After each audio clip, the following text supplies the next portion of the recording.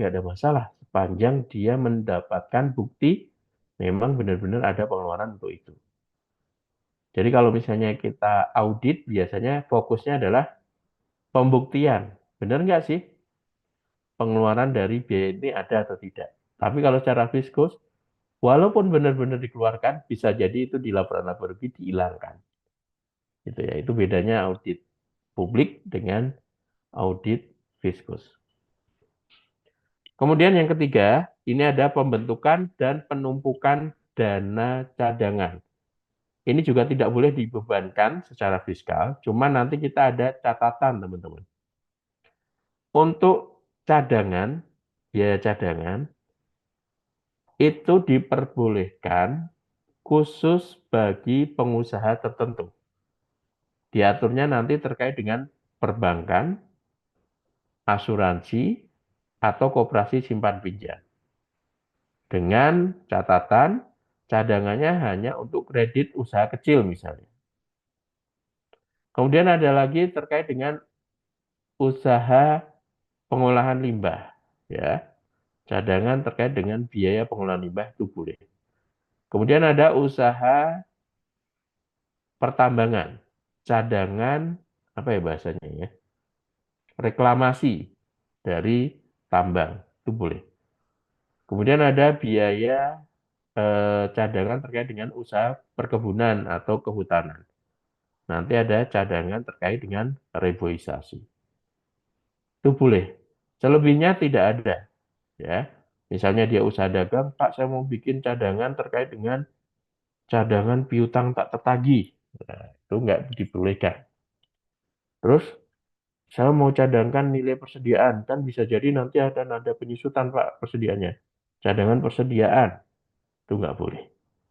Selain industri atau usaha tadi, maka pembentukan dana cadangan tidak diperbolehkan. Karena kita menganut prinsip mana yang benar-benar dikeluarkan, baru kita boleh kurangkan dari penghasilan bruto. Itu untuk cadangan. Kemudian ada premi asuransi. Nah, pembayaran premi asuransi, tapi ini biasanya untuk fokus yang dibayarkan oleh wajib pajak orang pribadi ya. Kesehatan, kecelakaan, jiwa, dwiguna, dan beasiswa yang dibayar oleh orang pribadi. Jadi kalau misalnya perusahaan mengikutkan karyawannya ke program BPJS, ada BPJS Kesehatan, ada BPJS Ketenagakerjaan, maka secara ketentuan nanti akan diatur.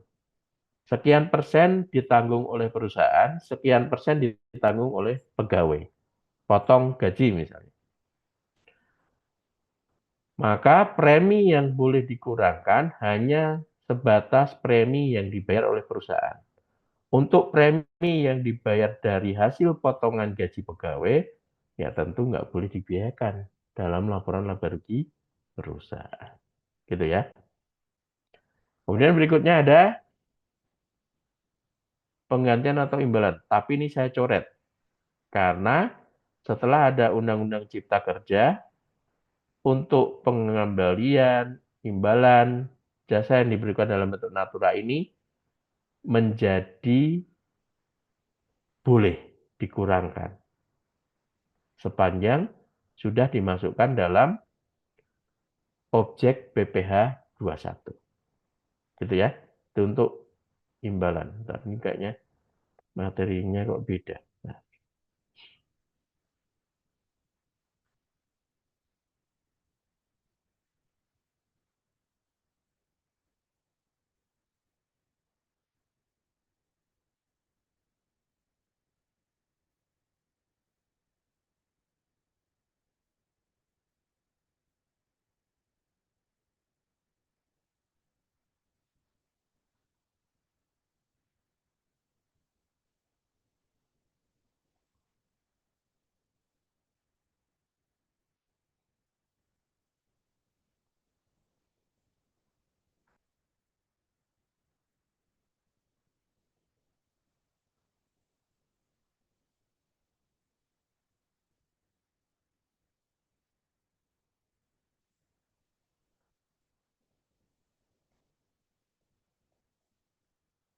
ya, ini ya. Jadi ini materi-materi yang udah saya rubah dikit-dikit. Ini muncul di tahun 2020, berlaku 2021, yaitu Undang-Undang Cipta Kerja dengan segala dramanya, ya. Udah diuji di MK, karena Undang-Undang Cipta Kerja kan Undang-Undang Omnibus Law. Artinya dia nggak hanya mengatur terkait dengan perpajakan, di dalamnya ada Undang-Undang Karbon, kemudian ada di pajak aja Undang-Undang KUP, PPH, PPN, dan karbon itu diatur. Ini mengatur juga Undang-Undang Ketenagakerjaan. Kemudian ada undang-undang terkait dengan investasi. Dia satukan menjadi Undang-Undang Cipta Kerja, biar gampang mungkin ya. Di DPR-nya biar nggak lama, Omnibus Law. Nah, khusus untuk perpajakan, beberapa ketentuan masih berlaku ya. Tapi untuk beberapa ketentuan di ketenagakerjaan kemarin ada yang dibatalkan oleh MK, ya, jadi nggak berlaku. Di Undang-Undang Cipta Kerja diatur ketika penggantian imbalan jasa yang diberikan dalam bentuk natura dan kenikmatan itu digeser menjadi objek PPh 21, maka dia dapat dibebankan sebagai biaya untuk menghitung penghasilan neto. Gitu ya. Jadi ini saya coret. Kemudian ada jumlah yang melebihi kewajaran dibayarkan kepada pemegang saham atau pihak yang punya hubungan istimewa. Ini kembali lagi seperti poin pertama tadi. Kalau kita berkaca menjadi seorang fiskus, kita akan menghitung untung ruginya bagi negara. Kalau misalnya dia misalnya bayar gaji melebihi standar kewajaran, ya toh dia dibayar gaji melebihi standar kewajaran, dipotong PPh 21 dengan tarif sampai 35%. Kenapa harus kita koreksi di PPh badan? PPh badan itu hanya 22%. Jadi sejauh mana itu menguntungkan bagi pajak atau tidak? Kalau misalnya lebih gede ya udah kita akan diamkan, nggak perlu kita koreksi, gitu ya. Jadi untuk nomor satu dan nomor dua ini teman-teman sesuai kebutuhan.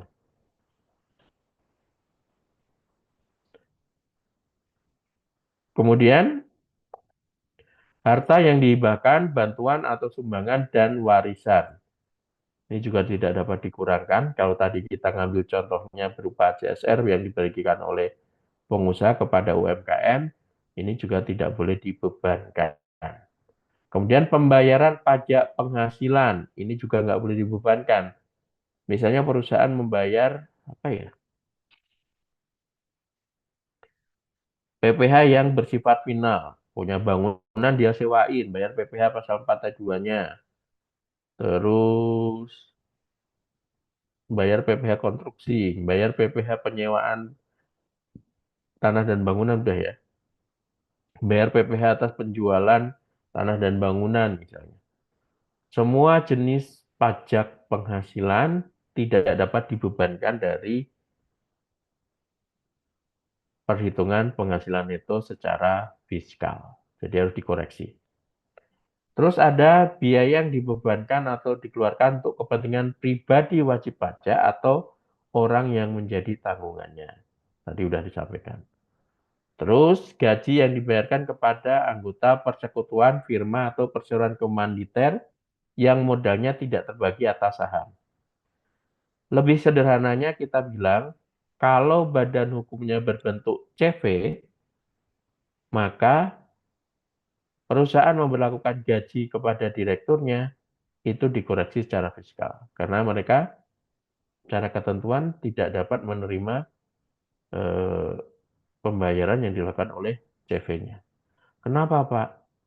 Karena nanti di akhir periode laba rugi perusahaan berapa diambil sendiri oleh komanditer atau direkturnya itu bukan objek pajak. Apa bahasa akuntansinya? Prefer, drawing, atau pengambilan sendiri. Kalau CV kan itu ya. Kalau di PT kan dividen. Kalau CV, prefer, drawing, atau pengambilan sendiri. Itu bukan objek pajak. Jadi berapapun nilai laba nanti, ketika ownernya mau ngambil, silahkan. Nggak ada pajak yang harus dia bayar. Maka ketika ngitung laporan laba rugi, ada pembayaran ke owner, ya jangan menjadi biaya dong, gitu ya. Harus adil. Dikenakan dulu PPh badan, baru sisanya nanti kamu boleh ambil berapapun, gitu. Itu ya. Ini juga banyak terjadi bagi perusahaan yang baru, mungkin berbentuk CV, dia lupa. Oh, ini saya gaji nih direkturnya atas nama X, saya gaji sebulannya 15 juta. Dari situ kita potong pajak PP 21. Tapi secara ngitung PPh badan, dia nggak boleh dibiayakan. Gitu. Kemudian ada sanksi administrasi serta sanksi pidana di bidang perpajakan. Kalau ini berlaku untuk seluruh jenis pajak ya, baik itu PPh, PPN, maupun pajak daerah. Kalau sifatnya sanksi administrasi, bunga, denda, kenaikan, dia tidak boleh dikurangkan. Ya. Bayar STNK telat, Pak, dapat denda 500.000. Kita catat sebagai biaya STNK, Pak. Untuk pokok pajaknya boleh menjadi pengurang, tapi untuk dendanya tidak boleh secara fiskal. Gitu ya. Nah, ini ketentuan sederhana atau ringkas dari biaya yang tidak boleh dibebankan dalam menghitung penghasilan neto PPh badan. Teman-teman nanti kalau misalnya mau lebih jelas sama, lihat di SPT PPh badan, negatif listnya, yaitu di lampiran 1, halaman 1 ya, lampiran 1, bagian kelima, koreksi fiskal positif. Ini ya. Penyesuaian fiskal positif. Ini lampiran 1, Romawi, bagian kelima, penyesuaian fiskal positif. Ada dari A sampai dengan L. Ya, tadi yang saya jelaskan semuanya. Ini kepentingan pribadi, dana cadangan, natura, ini masih ada ya. Jumlah lebih kewajaran, harta hibah, PPh, gaji CV, sanksi administrasi, selisih penyusutan, mungkin kan. Komersil dengan fiskal, nanti kita atur tersendiri, amortisasi, biaya yang ditangguhkan pengeluarannya, dan penyusunan fiskal positif lainnya. Ini masuknya yang di lampiran 1 PPh badan. Itu. Ya, itu untuk non deductible. Ini yang harus teman-teman eh, hafalin ya mungkin ya, atau jadi pemahaman. Karena nanti ketika teman-teman menyusun laporan laba rugi fiskal, poin-poin inilah yang menjadi kritis, titik kritisnya. Ini koreksi atau tidak. Ini baru yang sederhananya. Di bawah nanti kita akan atur detail untuk poin-poin lain yang boleh atau tidak. Sebelum saya lanjutkan, ada yang mau ditanyakan? Silahkan. Sampai materi biaya fiskal. Halo, tes-tes. Jauh ini masih belum ada, Pak. Belum ya, masih relatif sederhana. Oke, saya lanjutkan dulu karena materi ada berapa slide ya? 100 slide-an, ini mungkin baru nyampe berapa, 20-30-an. Kita coba perdalam lagi, mana yang biaya tidak dapat dikurangkan, berikut contohnya.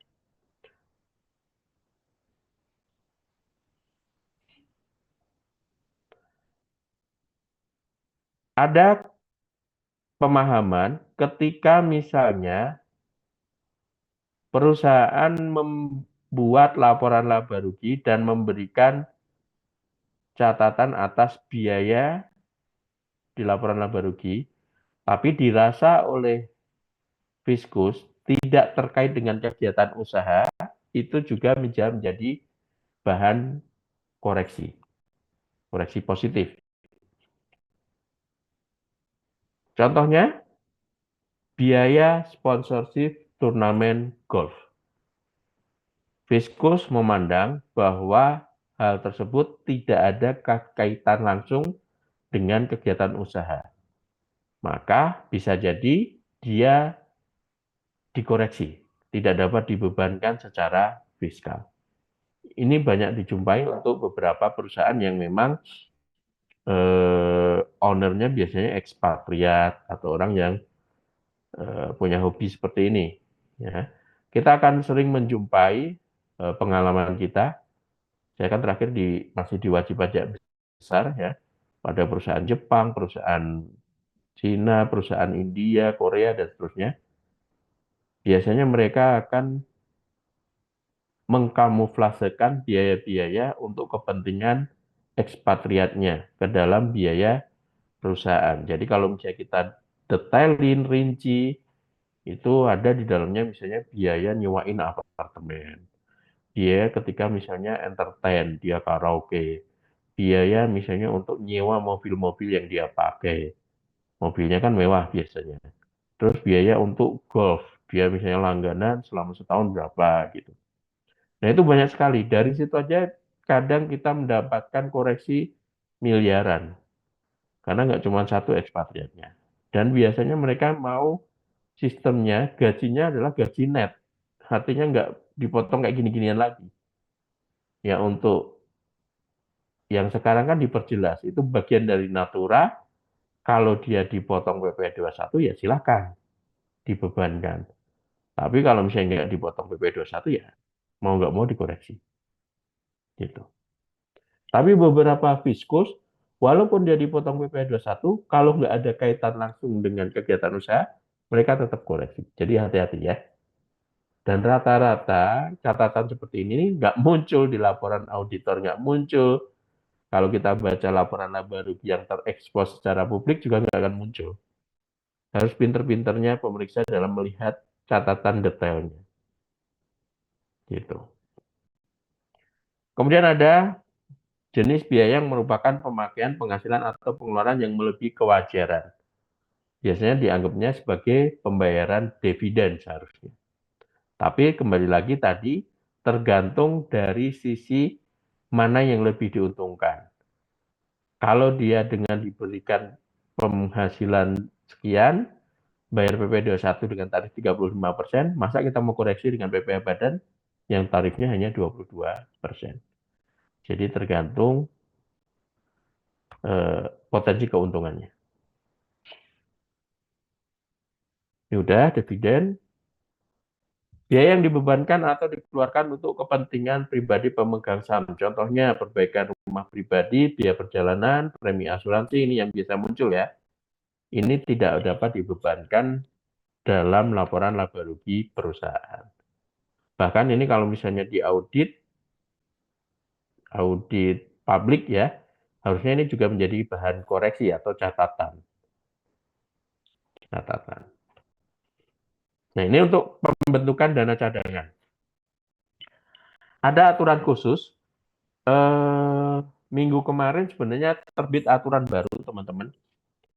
PMK 74 kalau saya nggak salah ingat. Itu mengatur khusus terkait dengan mana sih dana cadangan yang dibolehkan secara fiskal. Dan rata-rata hanya terkait dengan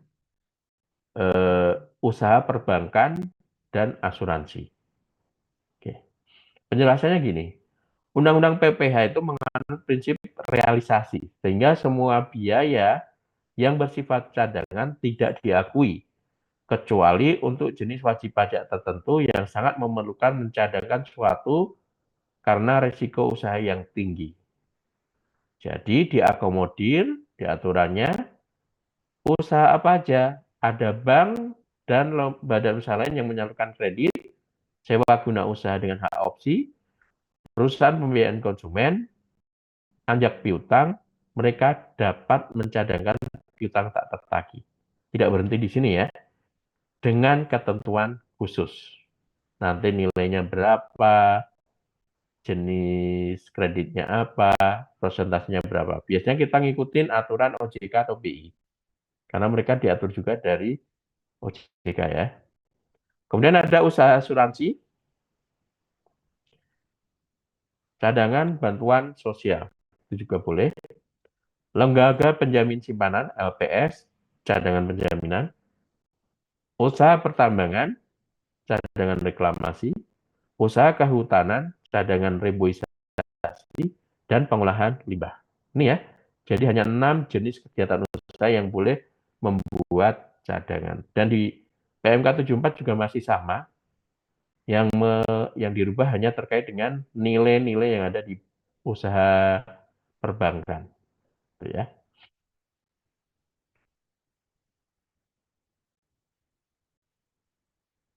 Untuk Natura, ini tadi udah saya sampaikan ya, karena ada perubahan, jadi ini kita coret.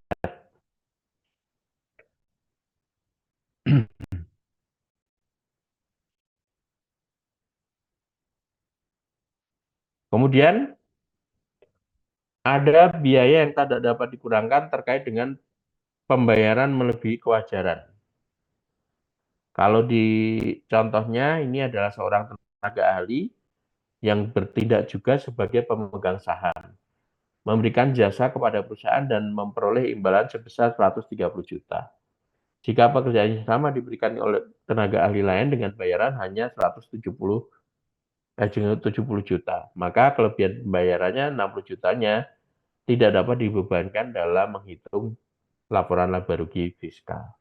Harusnya dikasihnya dalam bentuk dividen. Tapi ini kan yang masuknya kategorinya pemegang sahamnya OP. Kalau dia dapat 130 juta, pasti udah dipotong PP 21 dong. Jasa ya. Bukan PP 23 ya. Ingat ya, karena kita lihat siapa penerimanya. Kalau OP, kita kedepankan PP 21. Ya. Dia udah dipotong PP 21. Kalau misalnya ini hanya masuk ke tarif 5, 10, 15%, oke. Kita mending ngoreksi, karena nggak wajar. Tapi kalau misalnya dia udah nyampe tarifnya di 30 sampai 35%, bagi saya ngapain saya koreksi? Dia udah bayar lebih gede kok. Jadi nggak perlu kita koreksi. Itu untuk kita sebagai fiskus. Tapi kalau bagi teman-teman sebagai wajib pajak ya kita ikutin aturan aja. Harus nilai yang wajar gitu ya. Harta yang dihibahkan, bantuan atau sumbangan dan warisan. Ini juga nggak perlu dibebankan. Pajak penghasilan. Itu adalah pajak penghasilan yang terutang untuk wajib pajak yang bersangkutan. Ada PPh konstruksi final ya, PPh 21 misalnya yang dia memberlakukan ditanggung perusahaan, itu nggak boleh dibebankan. Yang diperlukan untuk kepentingan pribadi, ya sudah ya. Gaji yang dibayarkan kepada anggota firma, perseroan komoditer yang tidak terbagi atas saham. Penjelasannya ini. Sanksi administrasi berupa bunga, denda, dan kenaikan. Untuk semua jenis pajak, baik pusat maupun pajak daerah. Ini contohnya kasus, dia bayarkan pajak motor 10 juta, terlambat sejuta, maka yang sejuta itu nanti kita koreksi fiskal. Oke. Kemudian ada hal-hal khusus yang berkaitan dengan biaya. Sebelum ke sana ada eh, ketentuan poin perubahan Undang-Undang Cipta Kerja yang diperkuat dengan Undang-Undang HPP, Harmonisasi Peraturan Perpajakan ya. Undang-Undang nomor berapa itu HPP itu? Nomor 7, nomor 21 atau nomor 7 saya lupa. Tahun 2021, 22. Tapi poinnya ada di Undang-Undang Cipta Kerja dulu, yaitu Undang-Undang nomor 11 tahun 2020 berlaku untuk tahun 2021. Poin perubahannya, tadi saya bilang undang-undang ini adalah undang-undang Omnibus Law, semua undang-undang dirubah. Dia mengubah undang-undang PPh, ya, berlaku untuk tahun 2022, yaitu terkait dengan Natura, terkait dengan UMKM, terkait dengan tarif ya, tarif. Tarif enggak ya? Tarif undang-undang lama. Setahu saya itu aja, Natura dan UMKM. Dia ngubah undang-undang KUP. Di undang-undang KUP itu mengubah terkait dengan besaran bunga yang dulu 2% menjadi bervariasi tergantung KMK-nya. Kemudian mengubah kebanyakan terkait dengan bunga dan denda serta kenaikan. Itu di KUP. Kemudian dia merubah juga undang-undang PPN, yang paling ketara adalah tarifnya naik dari 10% menjadi 11%. Itu di April 2022. Kemudian dia memunculkan undang-undang baru yaitu PPS, atau orang mengenalnya sebagai Amnestia Jilid Kedua. Ya, TA Jilid Kedua. Dulu kita mengenal program pengungkapan sukarela. Tapi udah berakhir karena hanya 6 bulan. Kemudian ada undang-undang yang mengatur terkait dengan pajak karbon. Sampai dengan saat ini belum terimplementasi. Nah, kemudian terakhir ada undang-undang cukai. Saya nggak tahu poin yang diubah di undang-undang cukai apa. Saya nggak dalamin ya, karena fokusnya di pihak bea dan cukai. Ya, jadi yang diubah fokus kita hanya sampai dengan PPS. Pajak karbon belum terimplementasi. Oke. Di Undang-Undang Nomor 11 Cipta Kerja ini mempengaruhi fundamental aturan terkait dengan PPh, yaitu tarif, tadi ada ternyata, penyederhanaan tarif dari 25% menjadi 22%. Ya, menjadi 22%. Dulu kita jadwalkan tahun 2022 itu tarifnya menjadi berapa ya? 21 atau 17. Pokoknya kita mendekati Singapura. Karena Singapura tarif PPh bedanya 17%. Tapi ternyata punya pandangan lain, maka di Undang-Undang Cipta Kerja kita rubah lagi tetap 22%. Seterusnya. Dirubah untuk PPHOP. Kalau teman-teman perhatikan dulu 5, 15, 25 hanya sampai 30. Dan 5% itu untuk 0 sampai dengan 50 juta. Di Undang-Undang Cipta Kerja, progresifnya ditambahin 5, 15, 25, 30, 35%. Dan di eh, kisaran bawahnya 0 sampai 60 juta, bukan 0 sampai 50. Kisaran atasnya 500 juta sampai 4 juta, 4,5 miliar, kena 30%. Di atas 4,5 miliar, karena 35%. Kalau ini bagi mereka yang punya penghasilannya relatif besar, rugi ya, tarifnya bagi naik. Oke. Tapi bagi sebagian orang ini dianggap adil. Karena yang kecil ya hanya sampai tarif 5, 15, 25, bahkan 30. Nggak nyampe 35%.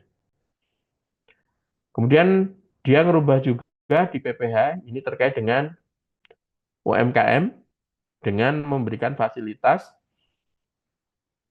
OP ya, khusus orang pribadi. Badan nggak masuk. Khusus untuk orang pribadi yang masuk kategori UMKM, 500 juta pertama free tax. Omset 500 juta pertama. Baru setelahnya dikenakan 0,5%. Dan ini berlaku sepanjang dia masih menjadi UMKM. Jadi tidak berlaku pertama doang. Misalnya 2022 dia sudah memanfaatkan omsetnya 500 juta pertama free, berikutnya kena 0,5%. 2023 diulangi gitu lagi, tetap 500 juta free, berikutnya kena 0,5%. Gitu ya. Sepanjang dia masih memenuhi ketentuan UMKM. Boleh pakai tarif 0,5. Perubahan terakhir yaitu terkait dengan Natura.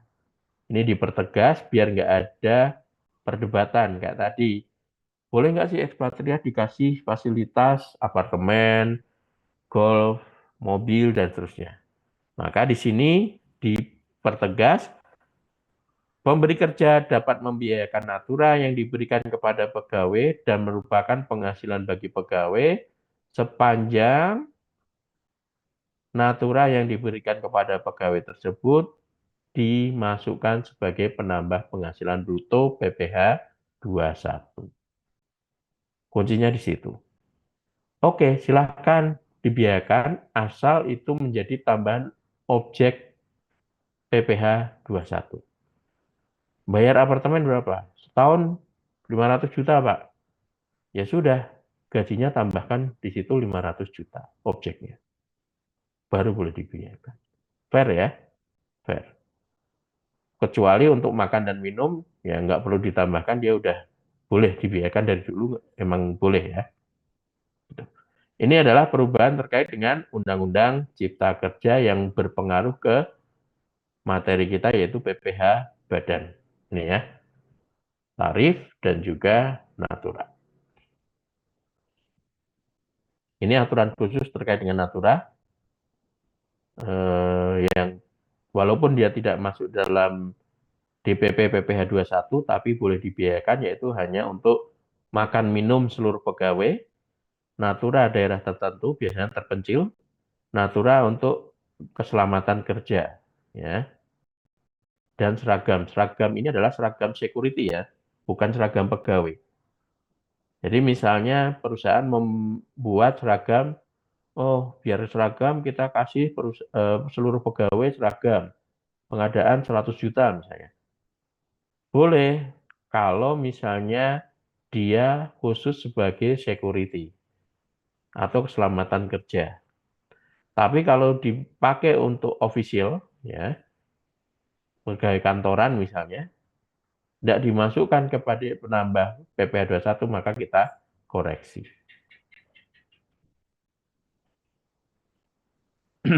Kemudian ini penjelasan terkait dengan UMKM. Nah, saya skip ya. Ini OP, orang pribadi, khusus orang pribadi. Ya.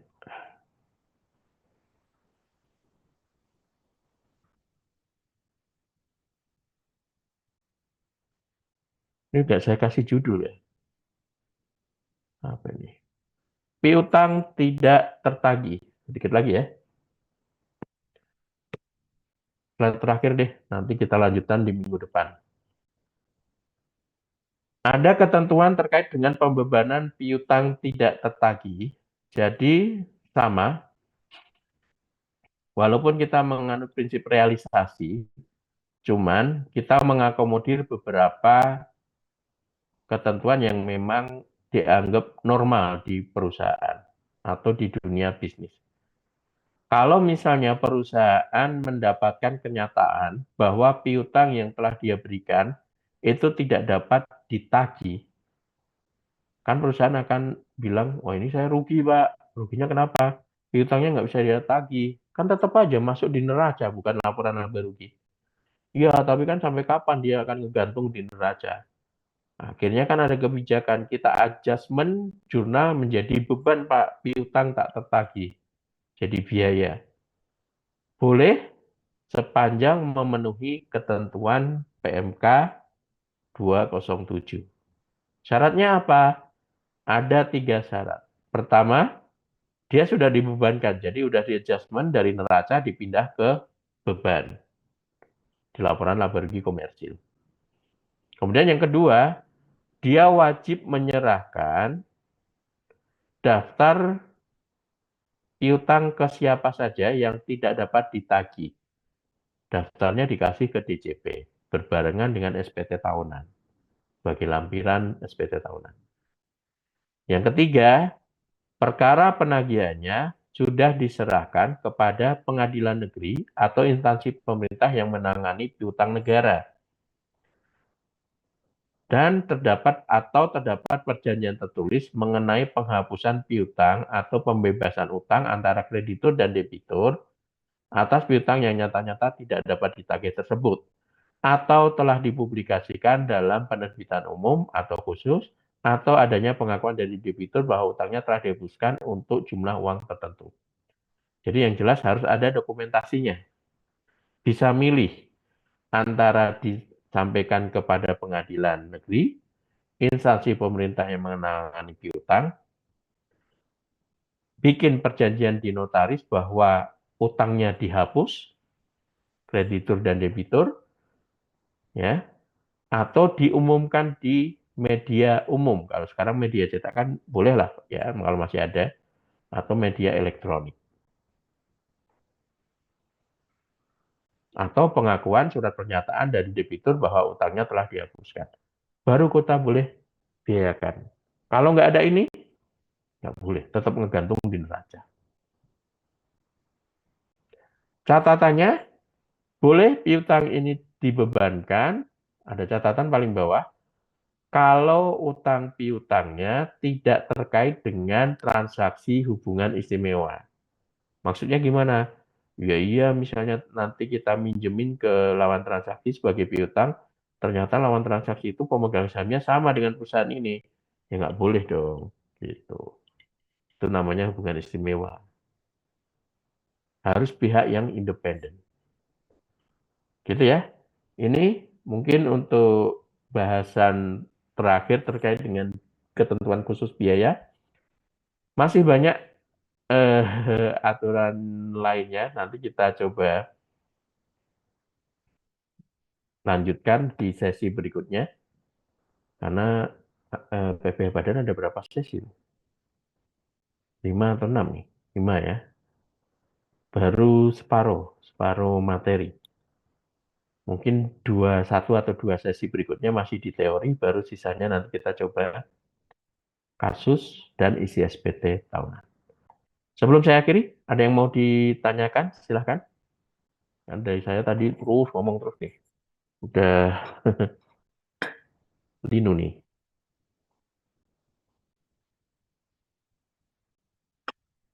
Ada nggak? Pak, dari saya izin bertanya mengenai eh, Semua ya? Pak, maaf, Yuk. maaf yang Azura itu tadi jaringannya lagi jelek jadi terkeluar. Azura. Oke.